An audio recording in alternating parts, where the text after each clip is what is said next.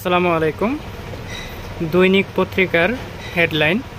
আজকের তারিখ হচ্ছে 5 সেপ্টেম্বর 2024। তারেক রহমান, বিএনপি জাতীয় সরকার ব্যবস্থা দেশ চালাতে চায়। হার্ডলাইনে সরকার, স্বৈরাচার পতনের 1 মাস। আশা করি যৌক্তিক সময়ে সরকার ক্ষমতা হস্তান্তর করবে জামায়াতে আমির। সারা দেশে আজ শহীদি মার্চ। ভেজাল ডায়মন্ড আগেই সরান দিলীপ। ড্যাপস বাতিল শহরের জন্য আত্মঘাতী। 1 মাসে 5 শতাধিক নেতার বিরুদ্ধে ব্যবস্থা বিএনপির।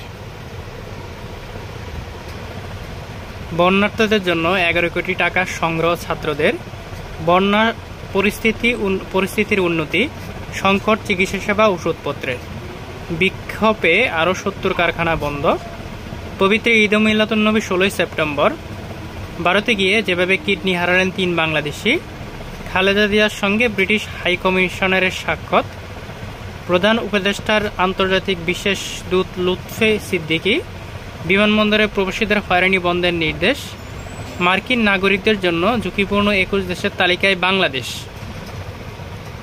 কর কাঠামো সহজ করার আহ্বান ঢাকা চেম্বারের। রিমান্ডে সাবেক 2 আইজিপি। আজিজও তার ভাইয়ের দুর্নীতি অনুসন্ধানে দুদক।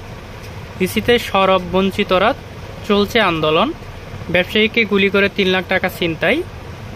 মাদক কারবারির গোলাগুলিতে যুবক নিহত। সুইডেনে আসলাম জামিনে মুক্ত।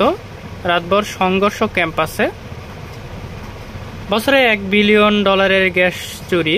পদত্যাগে প্রস্তুত নির্বাচন কমিশন।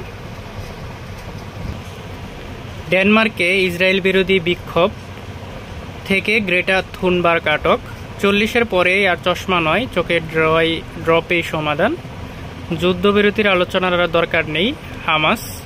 মোসাদের আর্থিক নেটওয়ার্কের প্রধান তুরস্কে গ্রেফতার। যুদ্ধের মধ্যেই ইউক্রেনের 5 মন্ত্রীর পদত্যাগ। এর মধ্যে দিয়ে দেশটির মন্ত্রিপরিষদের 1/3 পদ খালি হয়ে গিয়েছে। কয়েকদিন ধরে পোলতাভাতে ব্যাপক বিমান হামলা চালাচ্ছে রাশিয়া।